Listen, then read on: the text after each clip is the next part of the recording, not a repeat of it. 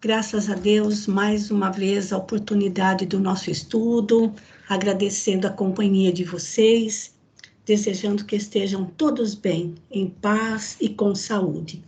Para iniciar as nossas atividades desta noite, a prece de abertura fica por conta da Sônia. Por favor, Sônia.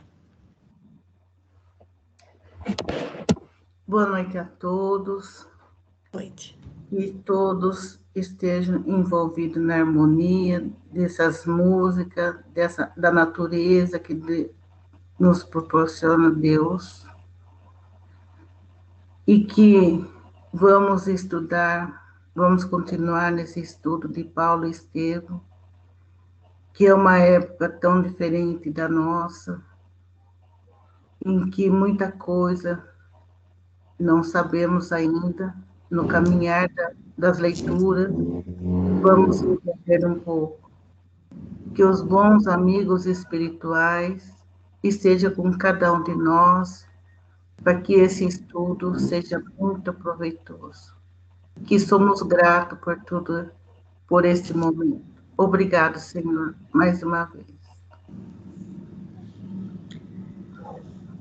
Bom, gente, como eu comentei lá no grupo, o que nós pretendemos fazer hoje, nós ainda vamos continuar com as leituras do livro As Marcas do Cristo, volume 1, onde Hermínio Miranda traz algumas informações históricas para a gente, importantes para a leitura do livro, porque, sobretudo nessas questões que dizem respeito aos costumes da época, qual era o contexto social, cultural, religioso, político, econômico, porque, como a Sônia disse, era diferente pela época, mas moralmente o ser humano assim, está caminhando a passos bem devagar.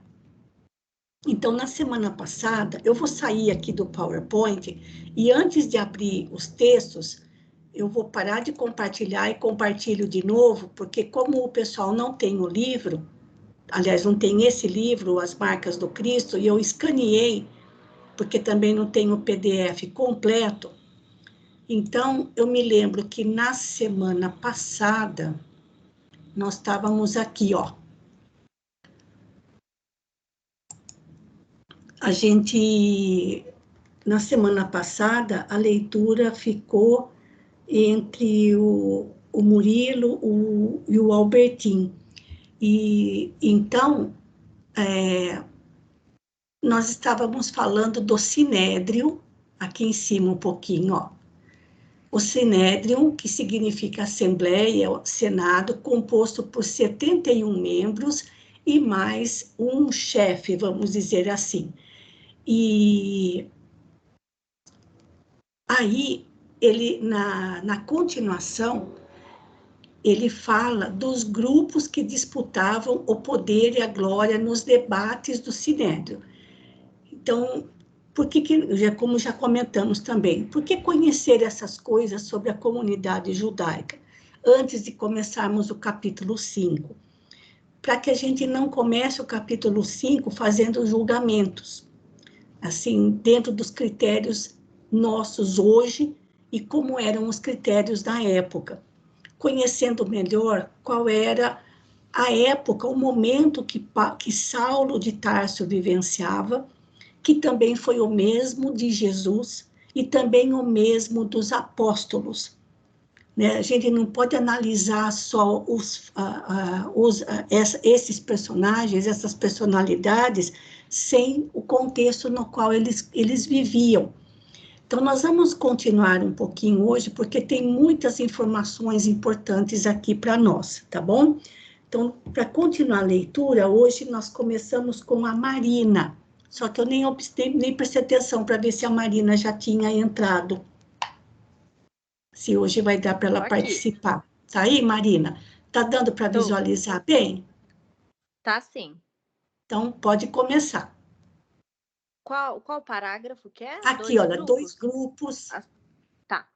2 grupos disputavam o poder e a glória nos debates do Sinédrio.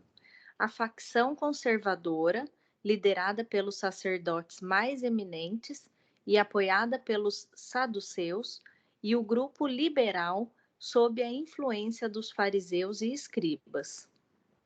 As camadas mais altas do sacerdócio e da sociedade eram predominantemente compostas de saduceus, seita fundada por Sadoc. Em política, eram nacionalistas e em religião, ortodoxos. Lutavam pela rígida imposição da lei escrita, segundo a Torá, mas não olhavam com simpatia as inúmeras regrinhas da tradição oral, adicionadas posteriormente, nem as interpretações literais dos fariseus. É curioso que não acreditassem na sobrevivência do espírito, e talvez por isso se dedicassem com entusiasmo à posse de bens terrenos. Isso. Agora os fariseus. Bom, então aí aqui já dá para perceber bem assim a característica, né, de cada grupo, né? Certo. Agora, então, os fariseus. Eles eram, então, consideravam-se mais puros em vista do rigor com que observavam todas as prescrições da lei, interpretada nas mais extravagantes minúcias da tradição. Por isso, evitavam misturar-se aos saduceus, que, por certo, consideravam impuros.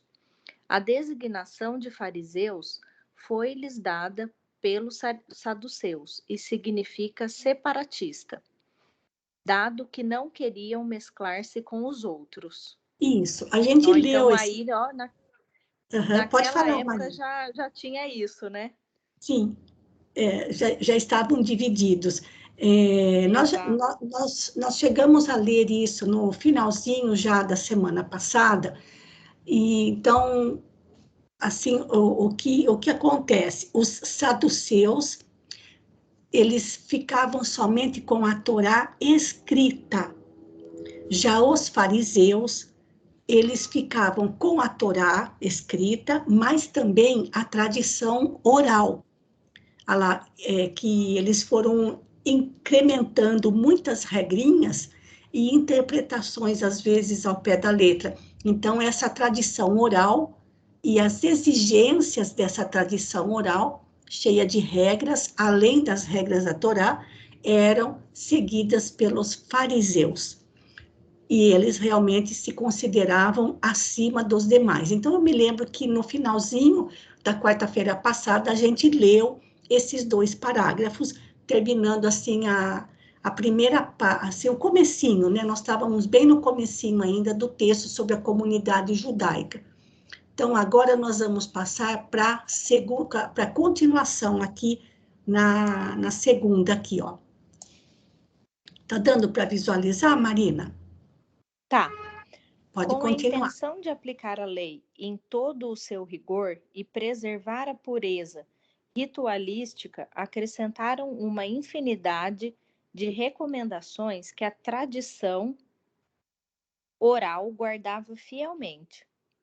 As dúvidas eram resolvidas pelos sábios e eminentes rabis. Visavam com isso a preservação da raça, evitando que fosse assimilada por outros povos. E assim foi realmente porque, com a destruição do templo, no ano 70 da nossa era, os sacerdotes perderam sua influência, os saduceus desapareceram e foram os fariseus, com a sua rigorosa observância dos preceitos legais, que preservaram as tradições, os costumes e os ritos que mantiveram os judeus ligados a um ideal comum, onde quer que estivessem, através dos muitos séculos de provação que os esperavam. Os rabis desempenharam na conservação dessa tradição um papel histórico que não pode ser minimizado. Isso. Quiser fazer algum comentário, Marina, ou mais alguém? Aqui ele, bom, então, pelo que fala aqui, assim, ele dá um destaque aos fariseus, né, que Sim. eles que deram continuidade ali assim, acho que a tradição que eles tinham ali, né, foi passada para eles, e que quem deu essa continuidade foram os fariseus, né? Isso. É porque no ano 70, Jerusalém foi invadida, foi massacrada pelos romanos. O templo foi destruído, e aqueles que eram mais ricos, os judeus mais ricos, conseguiram fugir para outras localidades, mas mesmo indo para outros lugares, eles conservaram as suas tradições. E ele afirma que isso se deu graças aos fariseus, que mesmo que não tivessem os textos em mãos, sabiam de todos eles de cor e salteado, além das tradições orais, né? Porque, lembrando que inicialmente, já dei uma prática desde o tempo dos hebreus, os ensinamentos eram passados oralmente. E, então, tá tranquilo aqui, vamos adiante. Além dos dois grupos dominantes, uma seita de menor influência destacou-se para viver uma existência monástica de pobreza e trabalho. Foram os essênios. Calcula-se que seu número não ia além de 4.000 na Palestina. Não apenas seus interesses, mas também os bens eram comuns a todos. Observavam com rigor os preceitos da lei escrita e da tradição oral. Vestiam-se de branco e praticaram formas bastante seguras de comunicação com os espíritos, dos quais recebiam instruções. Isso. Com a descoberta dos famosos manuscritos do Mar Morto, muito se especulou e se escreveu sobre a identificação da comunidade de Qumran. Qumran com os essênios. Alguns autores acham também que, pelo menos, João Batista teria sido um essênio, e até mesmo o próprio Jesus, mas não há a respeito informações que justifiquem tais suposições. Sim. O assunto, embora fascinante e apoiado hoje num grande número de livros, monografias e artigos, foge aos objetivos deste livro. Isso, por isso que ele passou só por cima dos fariseus, sem se aprofundar.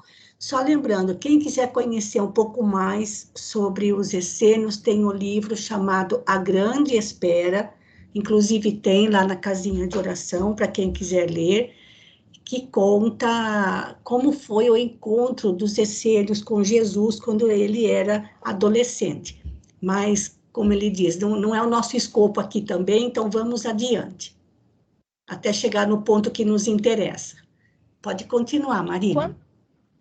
Quanto aos escribas, que Jesus frequentemente censura e critica, juntamente com fariseus e saduceus, integravam uma profissão e não uma seita religiosa. Eram homens instruídos na lei e que falavam nas sinagogas, ensinavam nas escolas e debatiam em público ou em particular os inúmeros pontos doutrinários, chegando mesmo a pronunciar julgamento em casos específicos que lhes eram submetidos a exame. Alguns eram sacerdotes, outros saduceus, mas a maioria era composta de fariseus. Isso, deixa eu voltar então para outra página agora, a partir de... Vamos voltar lá, peraí. Aqui, ó. A partir de Hilel, o grande rabi, que foi em parte contemporâneo do Cristo, 70 a.C. até 10 depois de Cristo, os rabis passaram a desempenhar as tarefas antes atribuídas aos escribas. Só um instantinho, Marina. Só um pouquinho, Marina, espera só um pouquinho. Quando ele fala aqui, vou voltar lá embaixo, nesse pedacinho que fala dos escribas. Aqui embaixo, ó. Os escribas, eles ensinavam a lei. Quando fala aqui, é a lei de Moisés, que consta na Torá, os 5 primeiros livros da Bíblia. E quando fala que eles ensinavam nas escolas, gente, nós não podemos pensar que quando se fala de escola naquela época, fosse escola igual o que a gente tem hoje, mesmo porque eram escolas, pequenas classes, pequenos grupos de judeus que queriam aprender a interpretar a Torá. Então, eles eram instruídos na Torá. Não é pensar que fosse escola como a gente tem hoje, que ia lá para ensinar a ler, escrever, não é isso. Eram escolas onde o judeu que quisesse aprender a interpretar a Torá, ia para essas aulas, para essas classes, para essas turmas em Jerusalém. E depois, e como ele diz aqui, olha, os escribas não eram uma seita religiosa, mas era uma profissão, a profissão, vamos dizer assim, de professor da Torá. Mas depois isso acabou passando para os próprios rabis, para os próprios sacerdotes, o ensino da Torá. E aí ele fala sobre Hilel. Vamos ler um pouquinho sobre Hilel, depois eu tenho uma coisa bem interessante para comentar com vocês a respeito de Hilel. Pode continuar. Então, Hilel foi um grande rabi, ou seja, um grande mestre, que a palavra rabi significa mestre. Então, foi um grande mestre contemporâneo de Jesus, pelo menos ali nos 10 primeiros anos. Pode continuar, Marina. Com Hilel começa a época dos grandes mestres leigos de Israel. Hilel foi de origem babilônica e pertenceu à tribo de Davi. Com 40 anos, foi estudar em Jerusalém, pois era hábito dos judeus mais bem dotados, com inclinação pelos estudos, virem para a capital do judaísmo, sentarem-se aos pés dos grandes mestres, junto à melhor e mais pura fonte de conhecimento da lei. Saulo faria o mesmo cerca de meio século depois, vindo buscar conhecimento em Gamaliel. Isso, pode continuar mais um pouquinho. Hilel foi um grande rabi, famoso pela sua humildade, paciência e brandura. Foi quem estabeleceu os 3 princípios básicos para a vida humana: o amor ao próximo, a paz e o conhecimento da lei.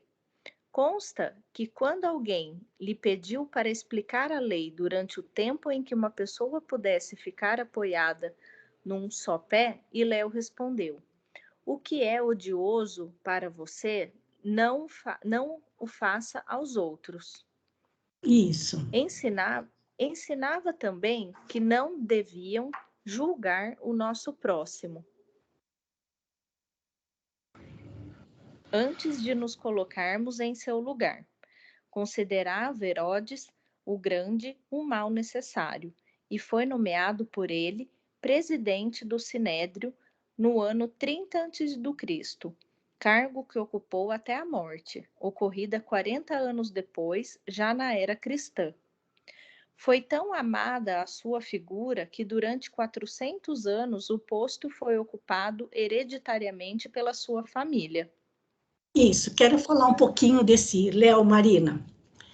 Que Hilel foi um grande rabi, como a gente viu aqui só por esse texto que a gente leu. Mas Hilel em hebraico, em grego é Eliu. E este Hilel é o mesmo Hilel que aparece no livro Coração do Mundo, Pátria do Evangelho, psicografia do Chico, por Humberto de Campos. Porque nesse livro, Brasil, Coração do Mundo, Pátria do Evangelho, conta que Jesus, acompanhado de Hilel, portanto, trata-se de um ministro de Jesus, queria saber onde ficava a pátria do cruzeiro, como se Jesus não soubesse.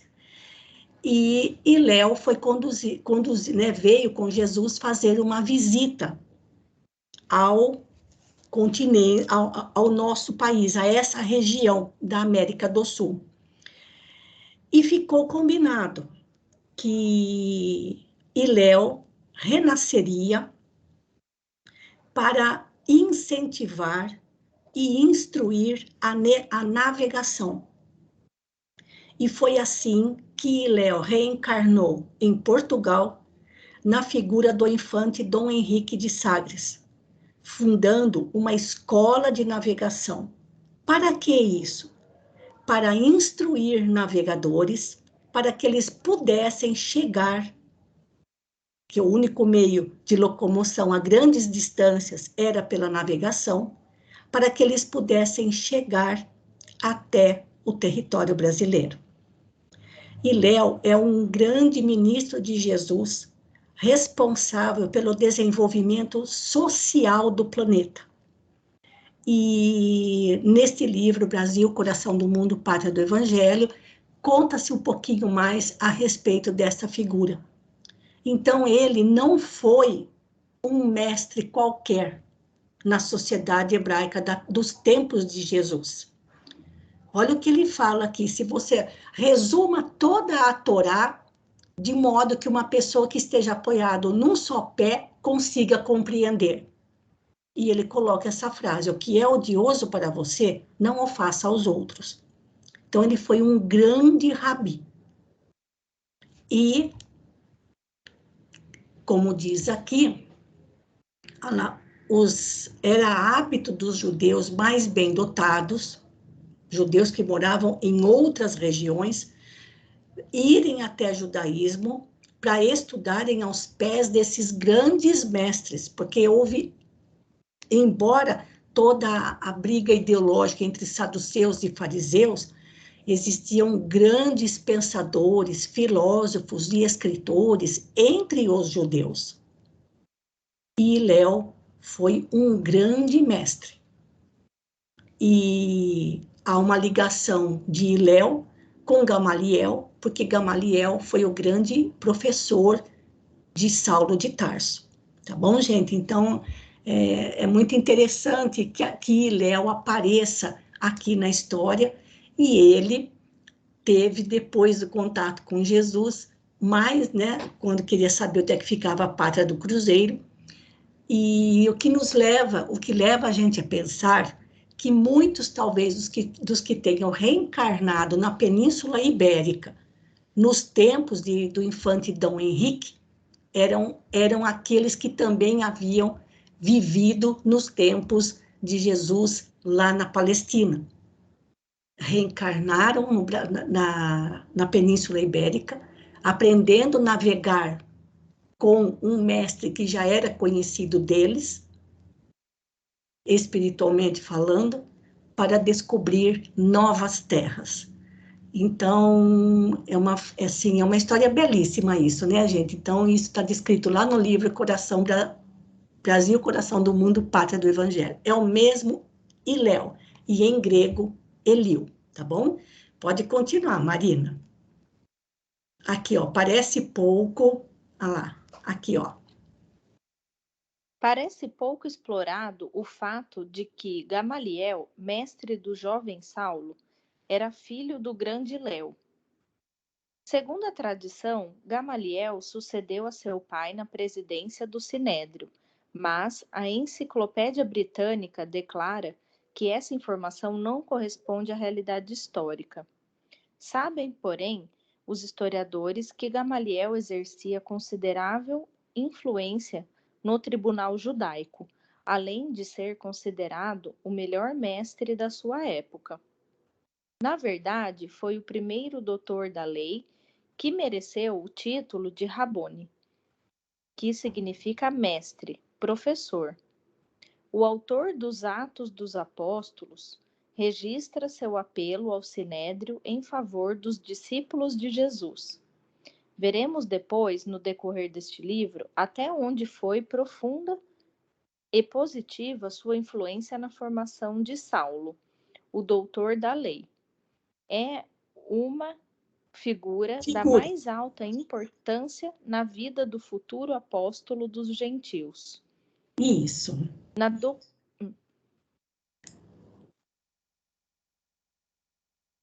Bom, então aqui ele já começa a falar um pouco, né, de quem foi o professor de Saulo, né, de quem, sim, acredito eu que Saulo se inspirou também ali, né, porque ele tinha bastante vontade de se tornar de ter um título ali, né, No Sinédrio, ele queria ser o presidente do Sinédrio, né? Isso. Então, acredito eu que ele, né, assim, se inspirou muito no Gamaliel, né? Então, ele teve essa oportunidade de ter contato com, assim, com um professor que tinha, né, uma descendência já, né? Certo. Assim, como fugiu a palavra. Assim, de peso, né, Marina? Porque Isso, exato. assim, uma Era formação à de toa. peso, tendo ele ali a influência de Léo sobre Gamaliel e Gamaliel sobre Saulo, né? Exato. Tudo bem. Então, vamos agora para a terceira parte, que acho que é essa daqui. Isso, daqui falta só um pouquinho para terminar, gente. Continuando, Marina.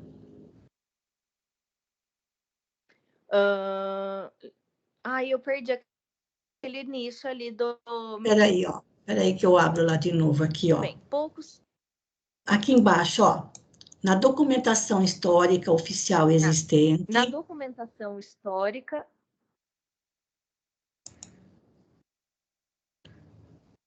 Pouco se preservou acerca das ligações de Saulo e Gamaliel.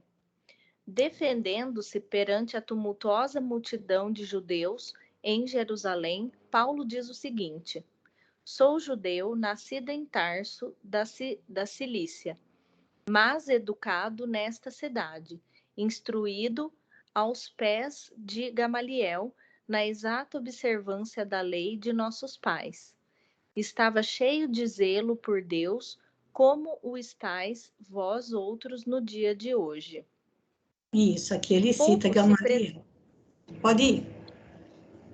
Pouco se preservou dos ensinamentos de Gamaliel, mas o seu prestígio de Rabone imortalizou-se. Um texto do Mishnah diz o seguinte: quando o Rabone Gamaliel, o velho, morreu, cessou o respeito pelo Torá, o estudo da lei, e morreram a piedade e a pureza. Isso. Só mais esse parágrafo, daí terminamos.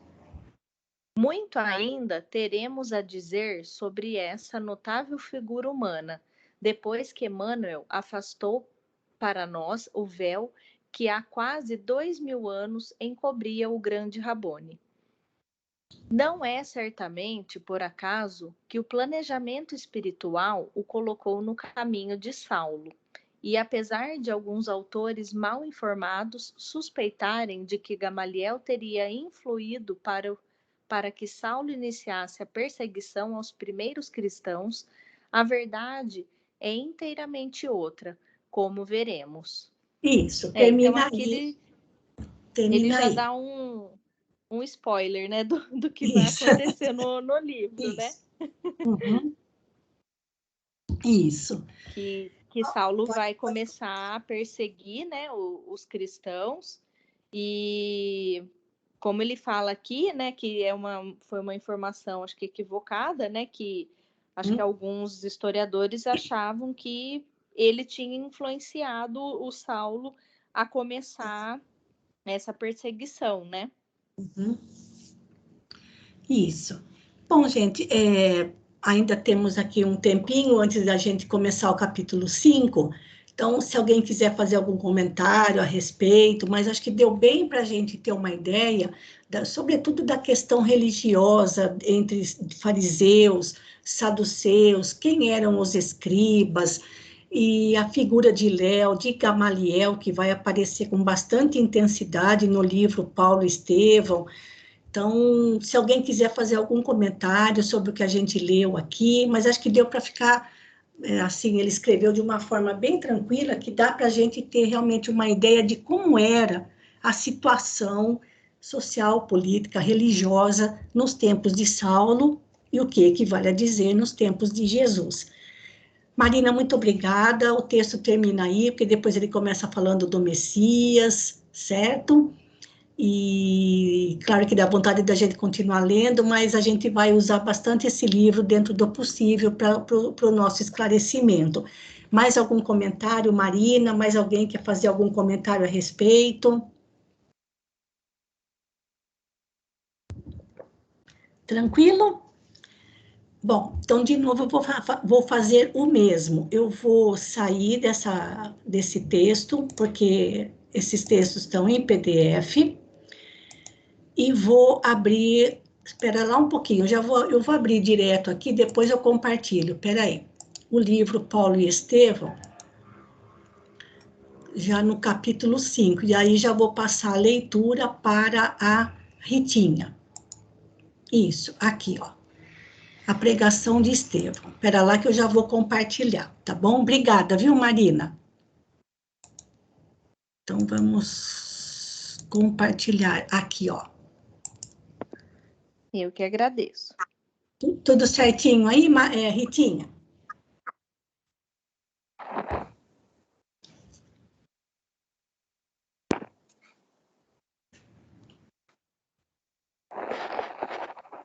Sim, tudo certinho, agora sim. Então, podemos começar. Pregação de Só uma questãozinha, Rita. De novo, gente, vamos ler, porque nós estamos lendo dados, são dados históricos, vamos procurar não puxar a sardinha nem para um lado nem para o outro, porque aqui nós vamos conhecer o outro lado da personalidade de Saulo, tá bom? Então, vamos lá. Pode começar. Saulo e Sadoc entraram na igreja humilde de Jerusalém, notando a massa compacta de pobres e miseráveis que ali se aglomeravam com um raio de esperança nos olhos tristes. Só uma coisinha, Ritinha, essa igreja humilde de Jerusalém era a Casa do Caminho, né, que ficava ali na estrada, que liga a estrada de Jerusalém a Jope. Tá? Pode continuar. O pavilhão singelo, construído à custa de tantos sacrifícios, não passava de um grande telheiro revestido de paredes frágeis, carente de todo e qualquer conforto. Tiago, Pedro e João surpreenderam-se singularmente com a presença do jovem doutor da lei, que se popularizara na cidade pela sua oratória veemente e pelo acurado conhecimento das Escrituras. Os generosos galileus ofereceram-lhe o banco mais confortável. Ele aceitou as gentilezas que lhes dispensavam, sorrindo com indisfarçável ironia de tudo que ali se deparava. Intimamente considerava que o próprio Sadoc fora vítima de falsas apreciações, que podiam fazer aqueles homens ignorantes, irmanados a outros já envelhecidos, valetudinários e doentes, que podiam significar de perigoso para a lei de Israel aquelas crianças ao abandono, aquelas mulheres semi-mortas, em cujo coração pareciam aniquiladas todas as esperanças? Experimentavam grande mal-estar defrontando tantos rostos que a lepra havia devastado, que as úlceras malignas haviam desfigurado impiedosamente. Aqui, um velhote com chagas purulentas, envolvidas em panos fétidos, além, um aleijado mal coberto de molambos, ao lado de órfãos andrajosos que se acomodavam com humildade. Vamos parar um pouquinho aí, Ritinha. Porque já pesou. O que a gente sente, né, com essa descrição de Emmanuel? Um ambiente, assim, muito triste, muitas pessoas necessitadas, muitos doentes, e que a gente vê hoje em dia, né, esses lugares que tem por aí, pelo mundo afora, que tem pessoas nessas condições até hoje. Sim. Não foi só naquela época, continua até hoje tendo lugares, abrigos de pessoas nessas condições, doentes, precisando de ajuda. E para Saulo, isso daí devia ser para ele uma aberração, porque ele, acostumado com toda a mordomia, com todas as pompas, do jeito que ele era orgulhoso, todo muito bem vestido, só andando em lugares bonitos e tendo lugar bom para sentar, confortável, pessoas para servir a sua, né, ali na mão. Então, imagine que lugar, que figura, né, que ele devia ter ficado estarrecido de estar num ambiente desse. O que eu estou fazendo aqui, né? Então, devia ter sido um momento muito difícil para ele. Isso. Lembrando que Sadoc era o amigo de Saulo e que um tio de Sadoc havia sido curado de uma cegueira pelos apóstolos da Casa do Caminho. Só que quando Saulo olhou para aquelas pessoas que aparece aqui, né, os três, Tiago, Pedro e João, era só olhar para eles e verificar que eles eram galileus. E os galileus eram ridicularizados pelos judeus de Jerusalém. Por isso, esse pensamento dele, que podiam fazer aqueles homens ignorantes, que eram os discípulos, os apóstolos. Todos eles eram galileus, era só olhar para eles que já se identificava na hora qual era a origem deles. Sustentando... Pode falar. Não, pela maneira de se vestir, né? Já era visível. Isso. E ainda por cima, no meio de pessoas, como você disse, né? Assim, uma verdadeira aberração para ele. Então, que perigo aquela gente poderia oferecer à lei de Moisés? Qual era o perigo que eles ofereceriam no pensamento deles? Né? Então, a tudo ele assistia com um sorriso indisfarçável de ironia. Outra coisa, gente, como você disse também, Ritinha, Saulo cresceu com um padrão de vida, num padrão de vida muito elevado, só em ambientes refinados, tanto culturalmente quanto socialmente. Talvez ele nunca tivesse prestado atenção nesses tipos de pessoas. E quando eu leio esse parágrafo, eu penso que ainda hoje tem muita gente que nunca passou perto de um pobre. Nunca passou perto de uma favela. Nunca se aproximou dos miseráveis mais miseráveis. Ou, em outras palavras, que nunca viu de perto, com os próprios olhos, nunca teve contato com a pobreza. Porque sempre viveu em lugares requintados, sempre numa elite social e culturalmente. Quanta gente ainda vive nesse padrão de vida, como Saulo vivia naquela época. Então, olhar aquele cenário era realmente de cair o queixo para ele, né, gente? E, infelizmente, ainda tem muita gente nesse mesmo padrão, né, que nunca se aproximou da pobreza, né? Pode continuar, Ritinha. O conhecido doutor da lei notou a presença de várias pessoas que lhe acompanhavam a palavra na interpretação dos textos de Moisés, na sinagoga dos Cilícios, outras que seguiam de perto as suas atividades no Sinédrio, onde a sua inteligência era tida como penhor de esperança racial. Pelo olhar, compreendeu que esses amigos ali estavam igualmente pela primeira vez. Sua visita ao templo, ignorado dos galileus, sem nome, atraíra muitos afeiçoados do farisaísmo dominante, ansiosos pelos serviços eventuais que pudessem destacá-los e recomendá-los às autoridades mais importantes. Saulo concluiu que aquela fração do auditório fazia ato de presença e de solidariedade em qualquer providência que houvesse de tomar. Pareceu-lhe natural e lógica aquela atitude, conveniente aos fins a que se propunha. Não se contavam fatos incríveis, grosseiras, não se contavam fatos incríveis operados pelos adeptos do caminho? Não seriam grosseiras e escandalosas mistificações?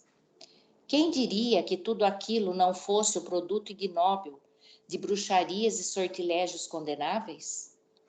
Na hipótese de lhe identificar qualquer finalidade desonesta, podia contar mesmo ali com grande número de correligionários dispostos a defender o rigoroso cumprimento da lei, custasse-lhes embora os mais pesados sacrifícios.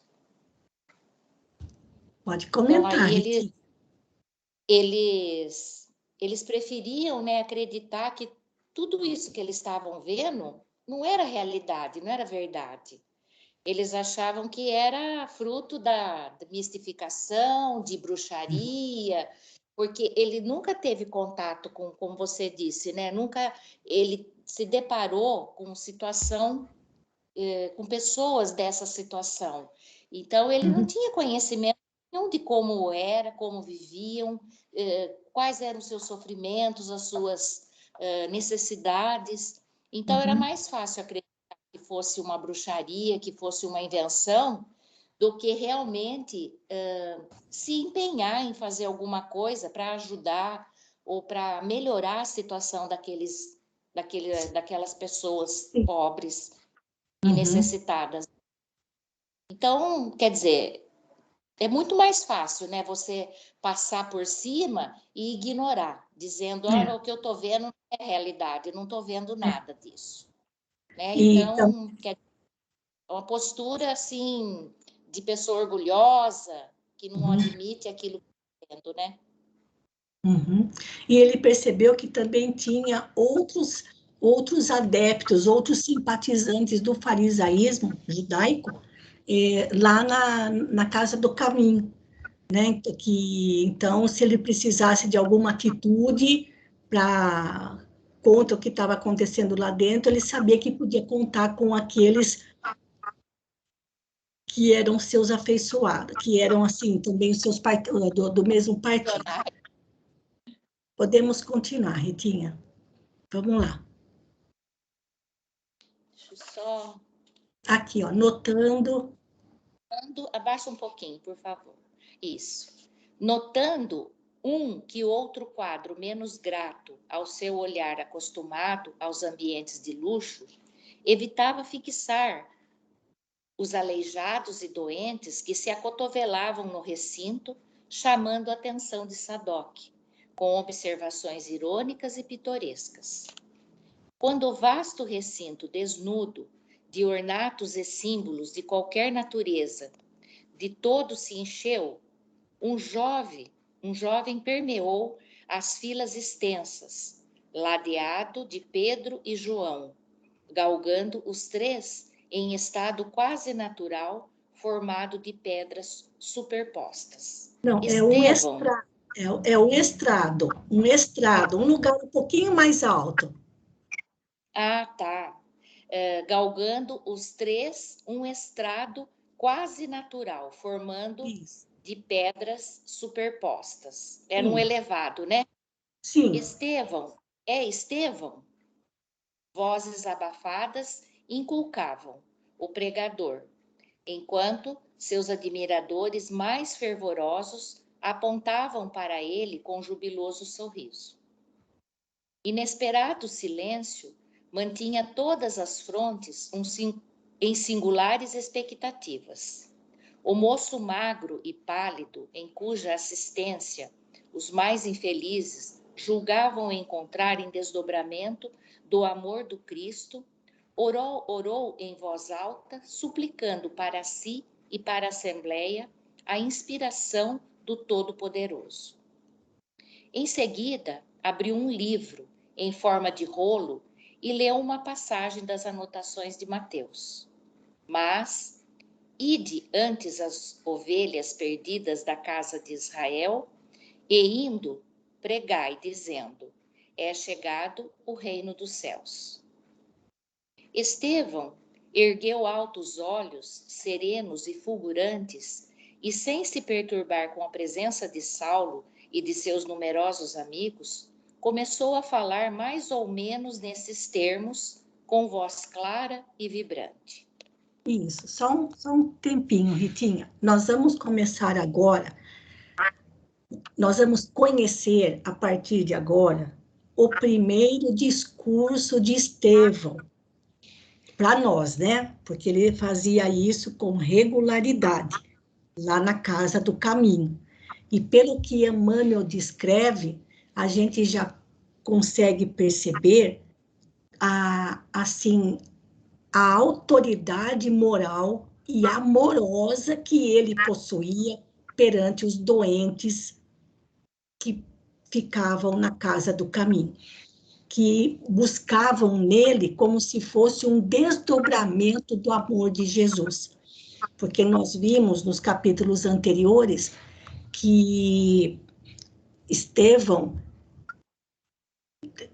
era possuidor da mediunidade de cura, tinha um conhecimento profundo das Escrituras e sabia relacionar os ensinamentos das Escrituras com os ensinamentos de Jesus.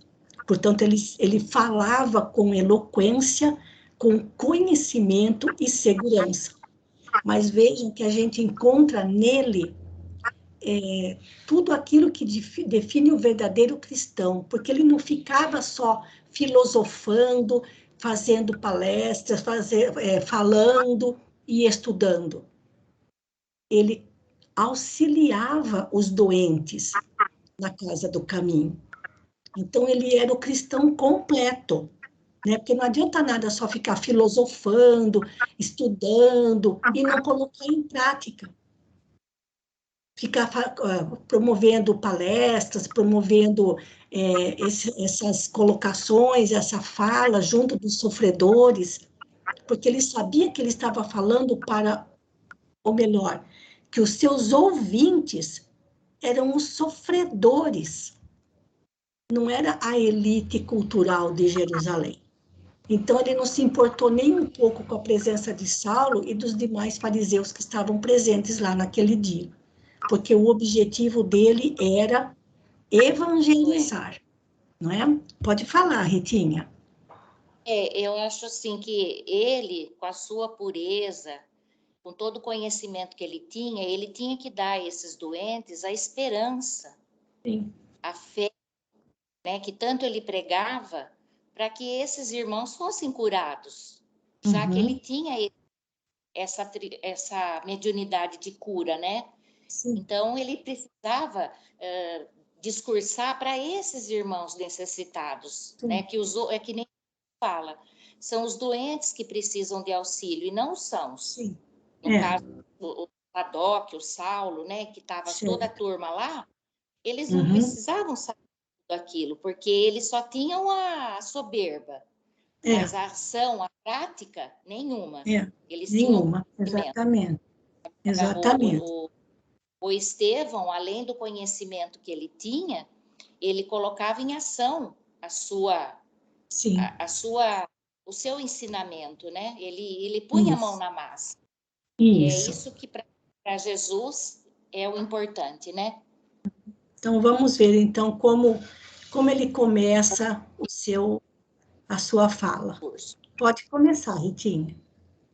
Meus caros, eis que chegados são os tempos em que o pastor vem reunir as ovelhas em torno do seu zelo sem limites. Éramos escravos das imposições pelos raciocínios, mas hoje somos livres pelo Evangelho do Cristo Jesus. Nossa raça guardou de épocas imemoriais a luz do tabernáculo e Deus nos enviou seu Filho sem mácula. Onde estão em Israel os que ainda não ouviram as mensagens da Boa Nova? Onde os que ainda não se felicitaram com as alegrias da nova fé? Deus enviou sua resposta divina aos nossos anseios milenares. A revelação dos céus aclara os nossos caminhos, consoante as promessas da profecia de todos quantos choram e sofrem por amor ao Eterno. O emissário divino veio até o antro de nossas dores amargas e justas para iluminar a noite de nossas almas impenitentes, para que se nos desdobrassem os horizontes da redenção. O Messias atendeu aos problemas angustiosos da criatura humana, com a solução do amor que redime todos os seres e purifica todos os pecados. Mestre do trabalho e da perfeita alegria da vida, suas bênçãos representam a nossa herança. Moisés foi a porta, o Cristo é a chave. Com a coroa do martírio, adquiriu para nós outros a láurea imortal da salvação. Éramos cativos do erro, mas seu sangue nos libertou. Na vida e na morte, nas alegrias de Caná, como nas angústias do Calvário, pelo que fez e por tudo que deixou de fazer em sua gloriosa passagem pela terra, ele é o Filho de Deus iluminando o caminho. Isso, vamos comentar um pouquinho esse parágrafo, Ritinho. É uma mensagem linda, né? Dita por Estevão, né?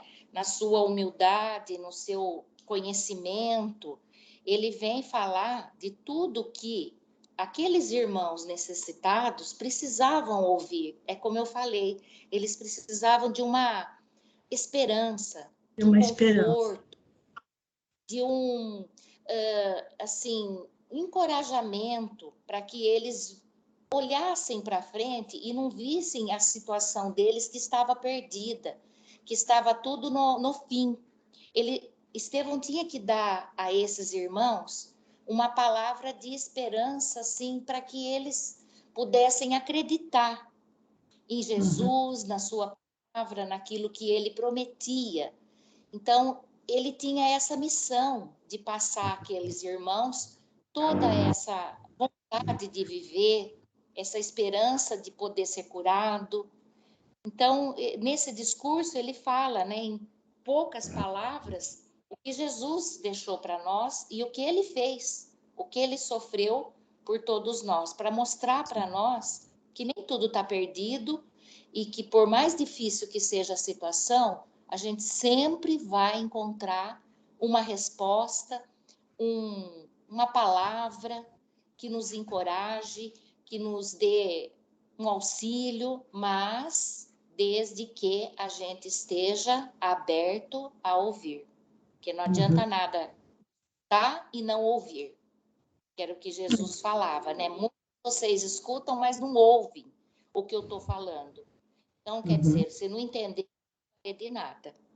É assim que eu vejo, Maroí. Isso. Olha que bonito isso, gente.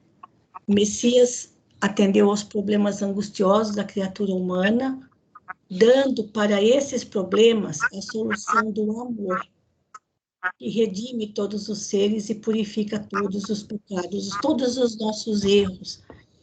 E o que ele está mostrando aqui para a gente, o que ele está mostrando, como você disse, é que Deus, cadê aqui em cima, olha, aqui, ó. Aqui, ó, Deus enviou sua resposta aos nossos anseios milenários.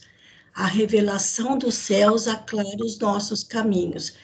E ele enviou sua resposta de que maneira? Mandando Jesus, né, permitindo que Jesus viesse até nós. Então, ele está fazendo aqui uma introdução, certo? Da chegada de Jesus até nós. E aí ele fala que Moisés foi a porta, o Cristo é a chave, né? Bonito isso. E então, assim, tudo que ele fez e deixou de fazer em sua gloriosa passagem pela terra, e aí ele já fala que Jesus é o Filho de Deus iluminando o caminho. Bom, para quem realmente estava na condição de necessitado, as palavras de Estevão eram profundamente confortadoras. Mas eu imagino o impacto que Saulo e os outros fariseus receberam quando ouviram da boca de Estevão essas palavras, naquele ambiente em que eles estavam, em meio a tantos sofredores e a tantos necessitados, não é? Então, aqui, Ritinha, todos os parágrafos, vamos pegar só mais esse 8 aqui, porque todos os parágrafos são bem compridos, tá vendo? Ó, e nós já estamos aqui em 8:26, vamos ler só mais esse 8 aqui e paramos no 9. Acima de todas as cogitações humanas, fora de todos os atritos das ambições terrestres, seu reino de paz e luz esplende na consciência das almas redimidas. Isso. Ele veio mesmo com essas palavras trazer assim a paz e a luz. Mas é como eu disse, né? Quem estava realmente aberto a esses ensinamentos.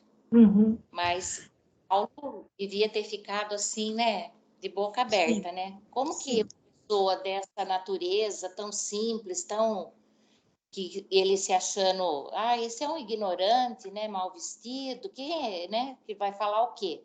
Então, quando ele fala tudo isso, ele ficou bem impressionante. E outra coisa também, lembrando que Saulo, que já era um doutor da lei, com todo o conhecimento da lei da Torá,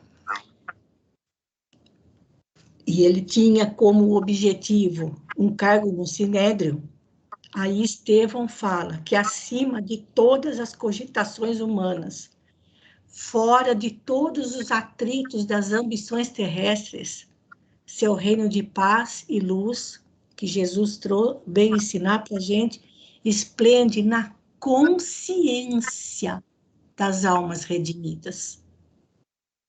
Então, apesar de todo o cenário de pobreza, de dor, Estevão falava como um ser iluminado, né? Tomando como base toda a história, toda a trajetória do povo judeu e as e o que Jesus representava para todos nós.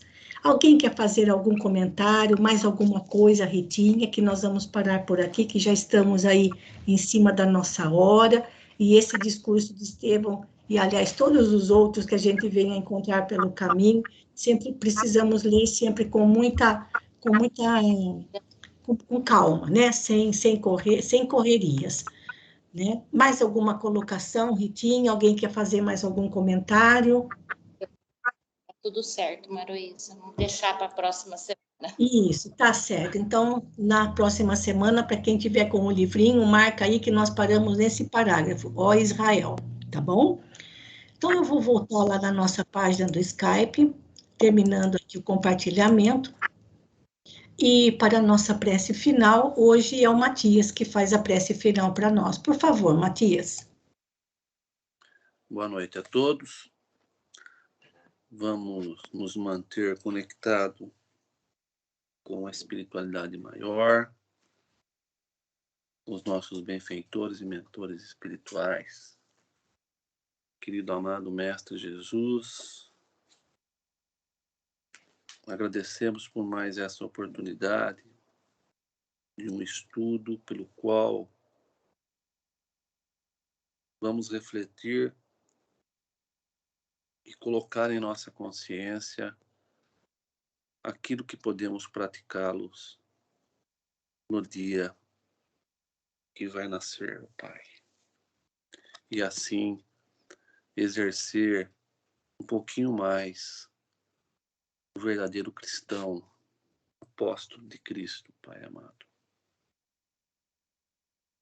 Que possamos ter uma noite tranquila e serena de sono, que o nosso corpo possa ter o devido descanso, que o nosso espírito possa sair para trabalhar junto aos espíritos de luz e aprender um pouco mais do vosso mandamento. Que assim seja, graças a Deus. Uma boa noite a todos.